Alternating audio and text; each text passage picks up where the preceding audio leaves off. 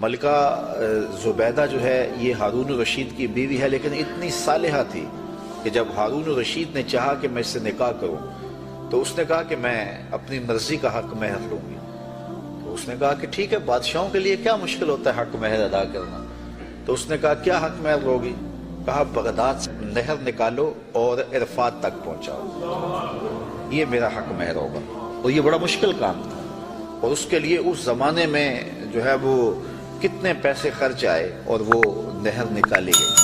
اور جب وہ نہر جاری ہو گئی تو جو خادم تھے انہوں نے آ کے حساب پیش کیا ملکہ کو کہ یہ اس کا حساب ہے، اتنے پیسے خرچ آئے ہیں۔ تو نہر کے کنارے جب وہ دورہ کرنے گئی، دیکھنے گئی، تو انہوں نے حساب پیش کیا تو اس نے کاغذ پھاڑ کر کے نہر کے اندر پھینک کر کے کہا ترکنا الحساب الی یوم الحساب، ہم اس کا حساب یوم حساب پہ چھوڑتے ہیں۔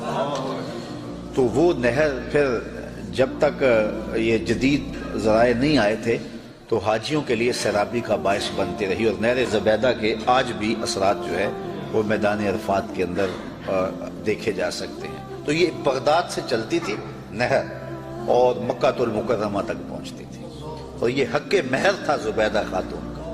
اور یہ زبیدہ خاتون جو انتہائی نیک اور صالحہ خاتون تھی، یہ حضرت بہلول دانا کو ڈھونڈتی رہتی کہ ان سے کوئی دعا مل جائے، کیونکہ یہ مجاذیب میں سے تھی۔ مجذوب وہ ہوتا ہے کہ تجلیات کے وفود سے جس کا شیشہ عقل ٹوٹ جائے اور وہ جو کہہ دے اللہ وہ کر دے۔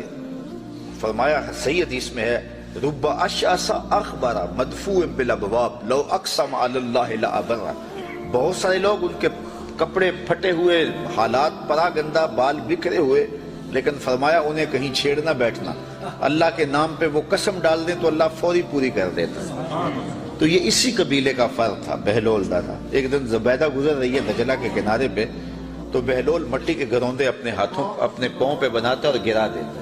یہ کبھی آپ نے بچپن میں منظر دیکھا، وہ گلی میں ریت پھینک جائے تو بچے جو ہے وہ پاؤں کے اوپر گروندے بنا دیتے ہیں اور پھر ان کو ہولے سے پاؤں نکال لیتے ہیں، پھر جب کھیل ختم ہو تو گرا دیتے ہیں۔ یہی شغل بہلول کر رہا ہے دجلہ کے کنارے۔ تو ملکہ زبیدہ گزری، پوچھا بہلول کیا کر رہے ہو؟ کہا جنت کے مکان بنا رہا ہوں۔ کہا بیچتے ہو؟ ہاں بیچنے کے لیے بنا رہا ہوں۔ کتنے کا؟ کہا کہ 10 روپے کا، فرض کرو 10 روپے کا ایک مکان بیچ رہا ہوں۔ 10 روپے کیا ہوتے ہیں؟ اس نے 10 درہم نکالے، بہلول کو دیے۔ بہلول نے پیسے دیکھے اور دجلہ میں پھینک دیے، اور ایک کے گرد دائرہ کھینچ کے کہا یہ تمہارا ہوا۔ پیچھے سے بادشاہ گزرا تو اس نے بہلول کو دیکھا ایسی شغل میں لگا ہوا ہے، پوچھا کیا کر رہے ہو؟ کہا جنت کے مال بنا رہا ہوں۔ تو کہا بیچتے ہو؟ کہا ہاں بیچتا ہوں۔ کتنے کا؟ 10 روپے کا۔ بادشاہ مسکرا کے گزر گیا، دیوانہ ہے، موج میں لگا ہوا ہے۔ اچھا خیر، جب رات پڑی بادشاہ سویا، کیا دیکھتا ہے جنت میں ایک خوبصورت محل ہے کہ اس نے کبھی ایسا محل دیکھا ہی نہیں تھا۔ شوق ہوا کہ اس کو اندر دیکھنے، وہ بادشاہوں کی خواہش ہوتی ہے۔ تو جب آگے بڑھا تو لکھا تھا ملکہ زبیدہ، اشتیاق اور بڑھا۔ تو پھر آگے بڑھنے لگا، دربان نے روک دیا، کہا یہ میری بیوی کا ہے۔ کہا دنیا کے ضابطے اور ہیں، آخرت کے ضابطے اور ہیں، اجازت کے بغیر نہیں جا سکتے۔ اتنے میں آنکھ کھل گئی، بادشاہ بے چین ہو گیا کہ کون سا اس نے نیک عمل کیا ہے کہ جنت میں اس کے نام کا محل دیکھا ہے۔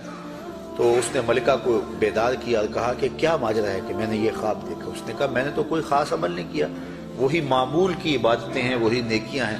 ہاں یاد پڑا، آج میں گزر رہی تھی راستے میں دجلہ کے کنارے، بہلول بیٹھا تھا اور وہ محل تعمیر کر رہا تھا، وہ گروندے، اور کہہ رہا تھا یہ جنت کے محل ہیں۔ تو میں نے کہا کہ ٹھیک ہے، اپنی موج میں ہے، تو ایک میں نے اس سے خرید لیا تھا۔